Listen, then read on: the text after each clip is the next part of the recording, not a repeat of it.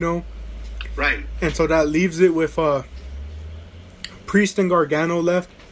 And, you know, that kind of gives you the sense that, oh, new champion, I guess, because if Ruff's being taken out, you know, and it makes you think, you know, oh, they're going to take Ruff out, so, you know, he technically doesn't take a loss, but you get the championship off of him. Because in my mind, when I saw that he beat Gargano, I was like, there's no way this is going to be a full thing. This has to be like a one-time pop, right? Like, you know, to really play up the story that Gargano can't successfully defend the title.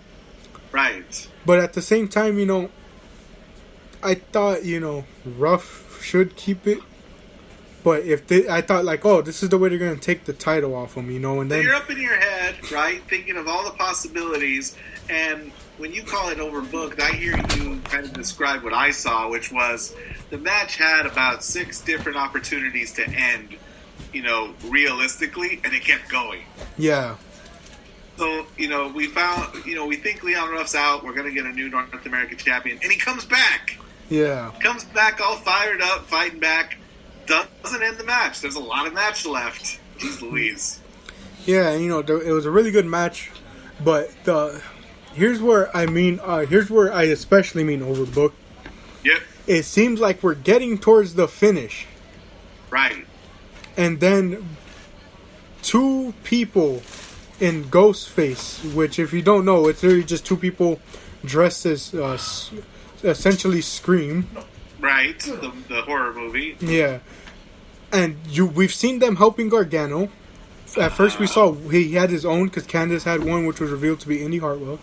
And then he had his own, which was and then on another episode of NXT, they showed he had 2. Yep. So you see these 2 coming to stop Priest from winning and prevent Johnny from losing. Right. But Priest and Ruff kind of take him out.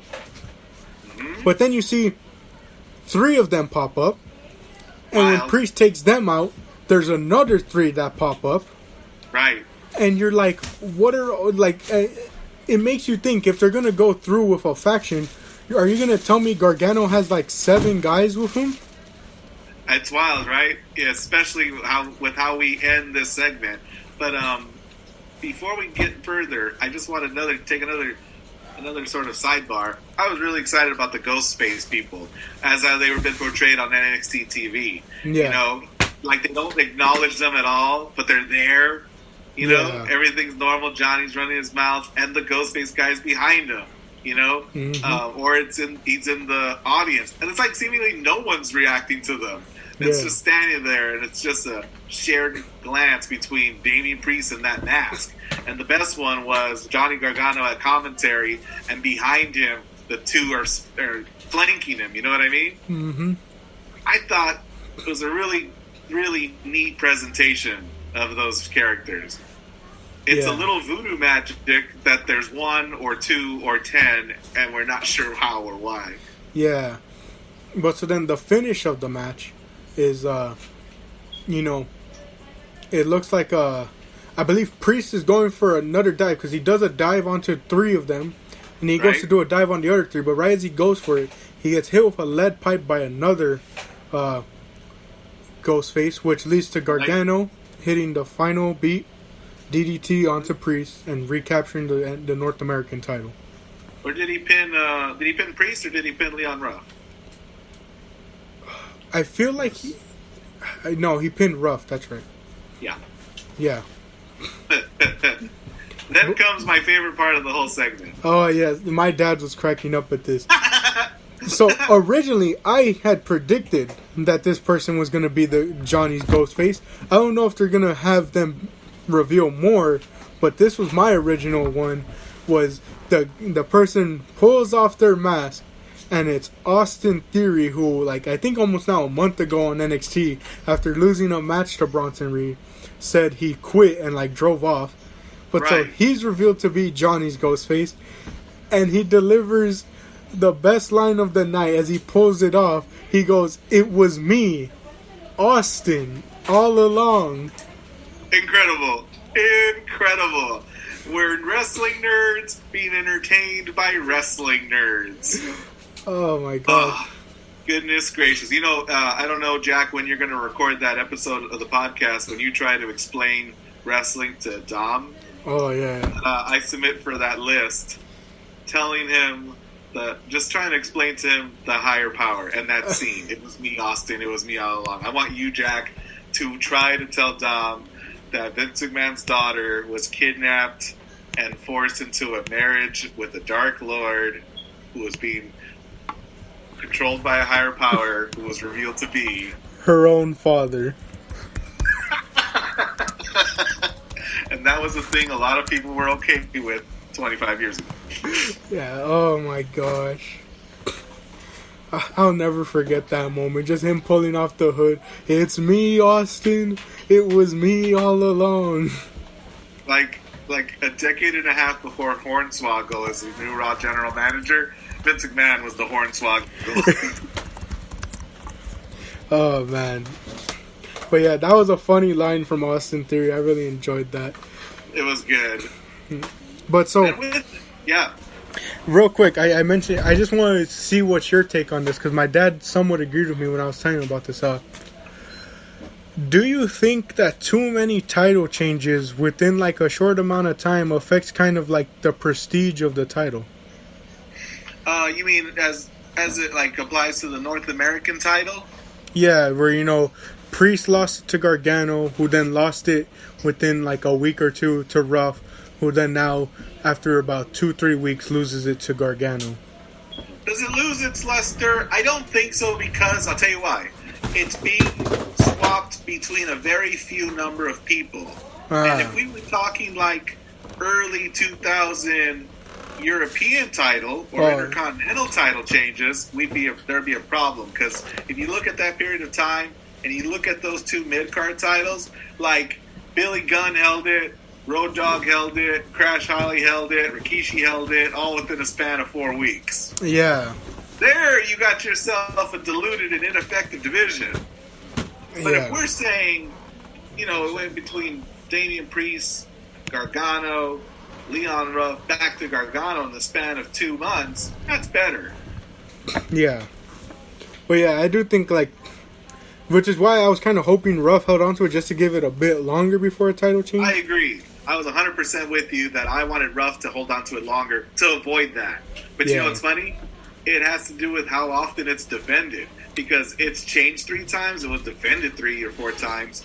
And just in the background, don't look over here, guys, the fact that the NXT Championship hasn't been defended since early October. Yeah. But otherwise, a good match, you know. I really enjoyed it. And now, the men's War Game match. The men's War Game match. 4-on-4. 2 cages. No, two rings, 1 cage. 1 battle to the finish. Yeah. And so we get the Yui versus Pat McAfee's brand of him, Pete Dunne, and Oney Lorcan and Danny Birch. Only reason why I'm okay with any of this is that Danny Birch and Oney Lorcan are in a main event, and I'm really excited for them. There's a whole lot about this, Jack, I do not approve of. Yeah.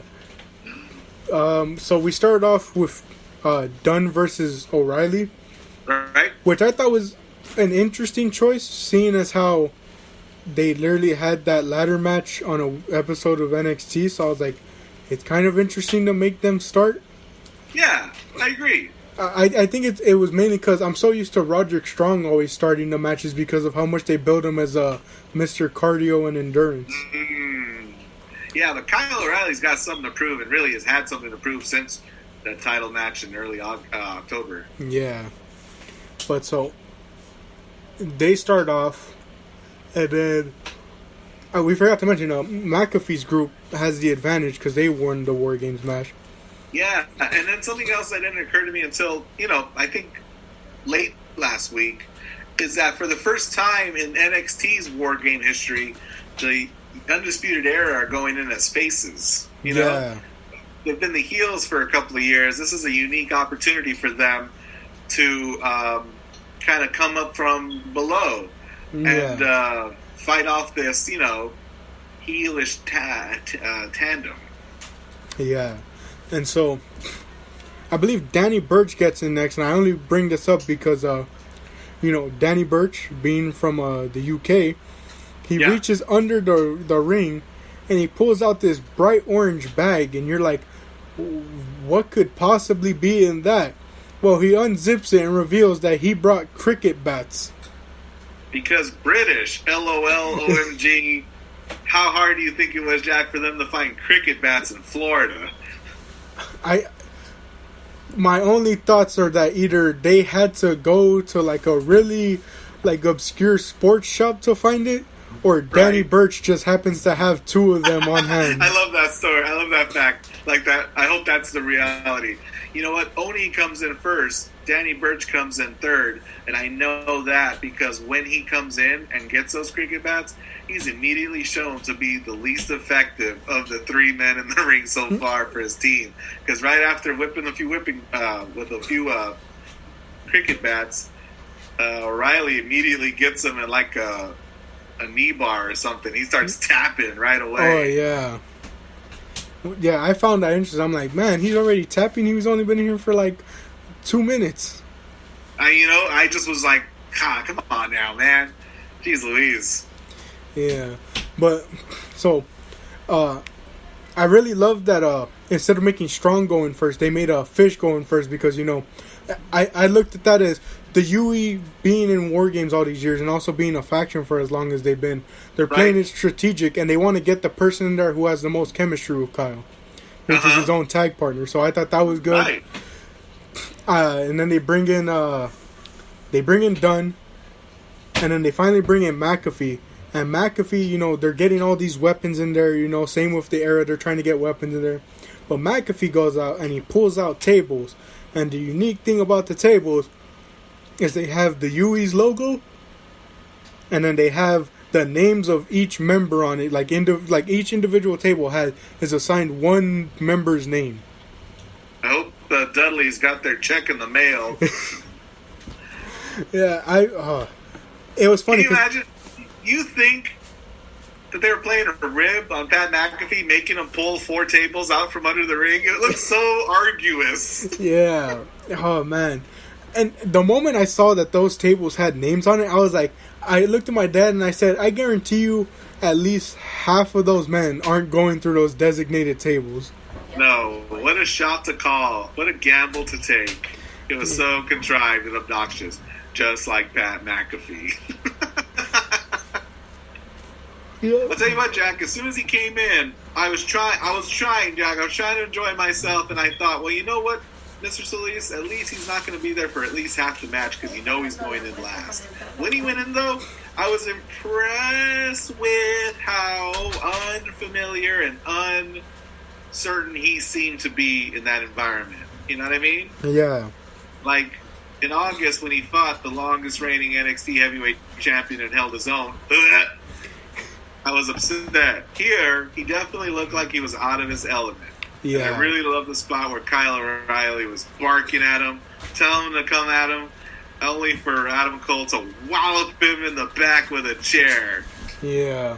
That was a good spot. And, it really plays up the fact that, because it was something I thought, like, I was like, it's something I would think as a wrestler is, knowing that the UE has been in 3 War Games matches, yes, they've lost 2 of them, but knowing that they've been in 3 of them, it makes you think that maybe McAfee was thinking, okay, I might have gotten myself into a bit more trouble than I had anticipated.